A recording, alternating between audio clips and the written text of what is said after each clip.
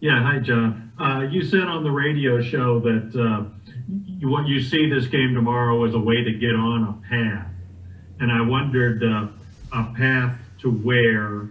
And also, as a second part, you also said you'd rather the guys think about winning one game four times rather than trying to win four games. Can you explain your thinking there, too? Yeah, this at this time of the year, you stay in the moment. You don't worry about what else is going on around you. All you're trying to do is be at your best at the end of the year, which I've done every year I've been here. I've pushed the same message, whether it's, look, all this is for seeding, so let's be at our best. Now it's become, all right, we're going to have to go and do something unique and special, which we can if we continue to climb. Now, that means one, 16 to 18 assists, 10 to 12 turnovers, no more, and we fight. If we do those things, you all know we'll be right there and with our chances to win.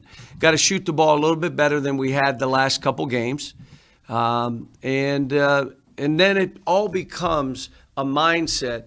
In the NCAA tournament, we're playing weekends, and you don't even know who your second game is unless they played before you. You may think it's this team, but they lost. It's the same thing in Nashville. We're going to play a game first. All we worry about is that game. The next game would probably be played after. We don't even know who it's going to be. So stay in the moment. Like today's practice is all we should be thinking about. Yesterday's practice was pretty good. It was rough. We had a couple busted up lips, and it was interesting. And we had a little freak thing that I don't think will affect anything, but we had a guy come down on an ankle funny, and didn't really step on anybody, just came down funny and nothing crazy, but he'll be fine, I believe so. But it was a good practice. Now today's practice, the same. We moved it up a little bit so it's earlier because the game's earlier. But the great thing about these guys, and it's been a struggle, and I say this, there's a lot of stuff. Even my coaching, we've not been where we've been. So, but these kids have never stopped. They've never stopped fighting for our fans, for the state, for the university, for the program. They've never stopped fighting. We just got to understand there's only one path for us. Fight. If you get banged on the board, you're not winning. 2, create shots for each other, 16 to 18 assists. 3, keep those turnovers down because they lead to baskets for them. We do those things, we could go on a run. But it's all of them. And again, we were doing them for a while, and then what happens, the last piece of this becomes when a team makes a run, you can bow your neck and say that's it, or you can drop your head.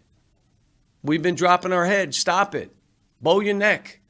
Let's go. And again, the spirit of the team has been good. John Hale, go ahead, and then Daryl. Cal, you talked on the radio show the other night about maybe letting Lance have another opportunity because he fights, obviously getting Dante in there a little bit more. It felt like you had hit a real groove with that 7-man rotation. How difficult is it at this point in the season to still be kind of wondering who you should be playing out there? Well, as you guys have watched, we've really had inconsistency. And at this point, you're playing to win the game. Forget about next game or forget about egos. Those are out the window now. And so if we start a game and we got some guys that won't battle and fight, then we know we have Lance. Lance looked good in practice yesterday. What did he do against Mississippi State last time? How did he play against North Carolina when he went in battle? He was fine. Guys aren't shooting the ball as well. Let's give Dante another shot. He's not been shooting it particularly well in practice and stuff, but you know what? Every time he misses, we stop, and everybody on the team says to him, what? Keep shooting. We got to get him into a different mindset right now so he can go in the game and let loose and let shots go. But again, would I love it to be the 7-man rotation because we're playing and perform? Yes. But the other side of it is we're trying to win. And if someone, again, I come back to this. This has been a great lesson for these guys. When you're not at your A game, your B or C game, what do you do to help us win? If you're not doing anything to help us win, then someone else got to play. It's just how it is. And the inconsistency has kind of led us to just like, okay, let's try something different. I'm not going to just let a game go. It's not how I do this. Daryl, go ahead, and then Kent. Yeah, John, you may have hit on this a little bit already, but I wanted to follow up a little. With the type of season you've been through at this stage, and team could either pack it in or they could play with hair on fire, desperation. What's your feeling among the kind of the mentality of the teams? They had some really tough losses. Yeah, they've been good, Daryl. They've been good. We had a team meeting and talked about this. The reason my teams historically, and I'm talking back to conference tournaments is when I was in USA, Atlantic 10, and here. And you say, why have your teams done so well in conference tournaments? Well, they've done well because the entire season, every game we played was someone's Super Bowl. The rivalries to us weren't as big as the rivalries they had with us. And so now all of a sudden, you've been in a war every game. You're battle tested for postseason. Other teams won't be as battle tested. They haven't been through what you've been through. But the other side of that is to finish off games, you have to play with some reckless abandon. You got to play like you have nothing to lose. And that's where I got to get these guys mentally. And we talked about it. Talked about individuals in the room and how they're close and talked about different teams that went on a roll at the end of the year and won 4 games in their tournament or 5 games in their tournament and ended up going to the national championship game because they got in. I mean, it's happened. But it's what I said is the reason I believe we're going to do this and can do it because my teams historically have done it.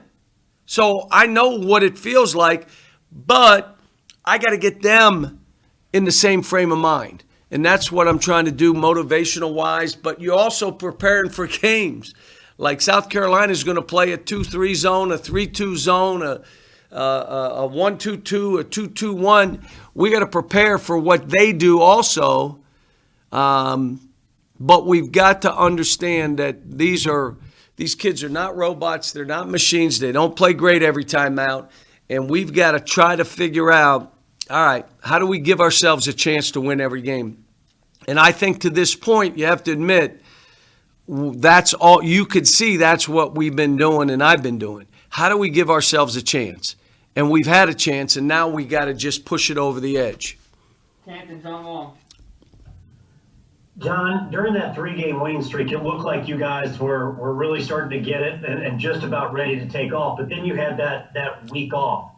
Can you pinpoint, did anything happen during that week? Because obviously they haven't looked the same in the last 2 games.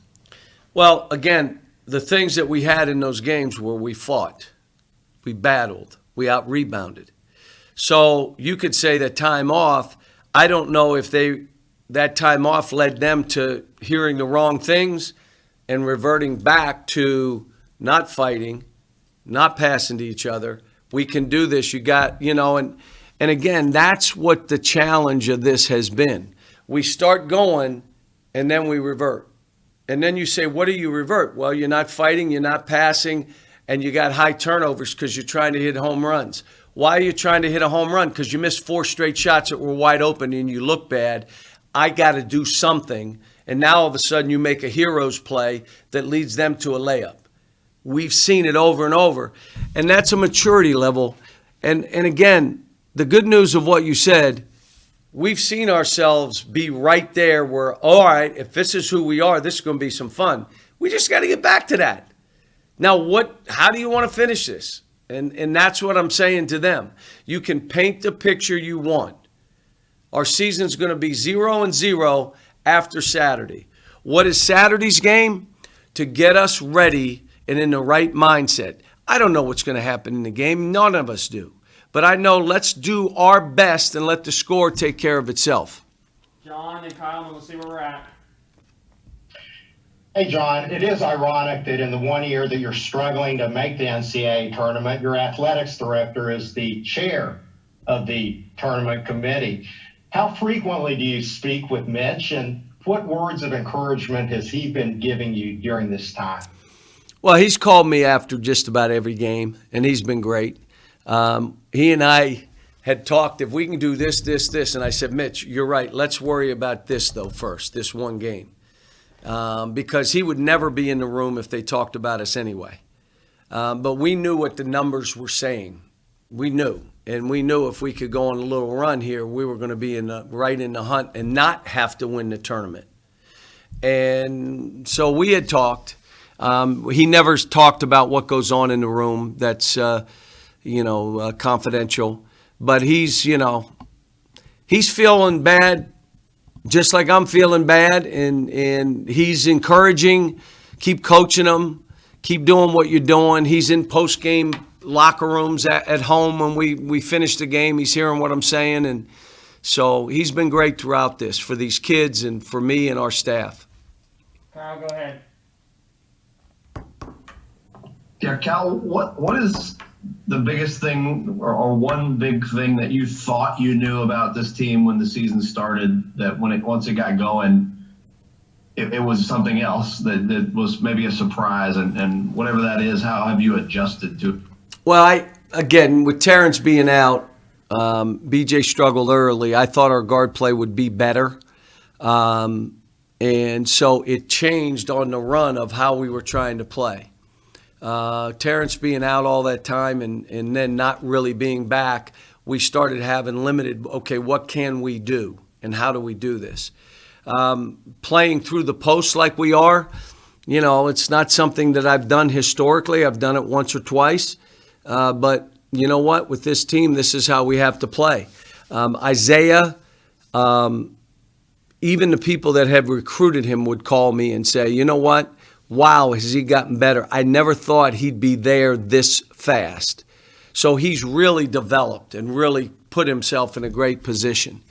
But there, like I said, you would hope some of these close games we would win. These kids would be in a different mindset, but we didn't.